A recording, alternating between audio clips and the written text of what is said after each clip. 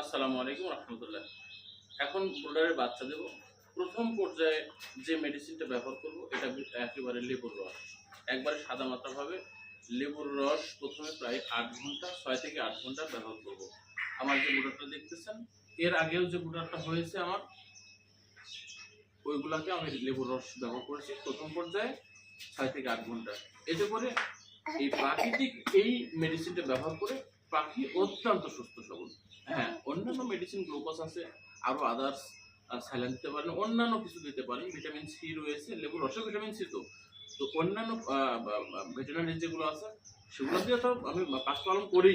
তবে এইবারকার যে সিরিয়াল গুলা চলে আসতেছে, আমি প্রথম পর্যায়ে প্রাকৃতিকভাবে আমি এই লেবুর রসটি আমি পাখিকে এই যে আমি আমি সাজিয়ে দিয়েছি, অল্পক্ষণে বাচ্চা এখনই দেব। ৮ ঘন্টা ৬ থেকে ৮ ঘন্টা লেবুর রস দিব। এতে একেবারে আমার বাচ্চা একবার ঝরঝরে রয়েছে। যারা নতুন খামারি অনেক সময় আপনারা হাতের নাগালে মেডিসিন পান না, থাকে না, কি পর্যায়ে কখন কি করবেন, প্রথমে যে অ্যান্টিবায়োটিক ব্যবহার করেন। আমি বিস্তারিত পরবর্তীতে আরো প্রোডাক্ট নিয়ে আমি জানাবো আপনাদের সঠিকটা। তো আমি এখনই লেবুর রস দিয়ে দিয়েছি, দেখতে পাচ্ছেন এর মধ্যে লেবুর রস রয়েছে।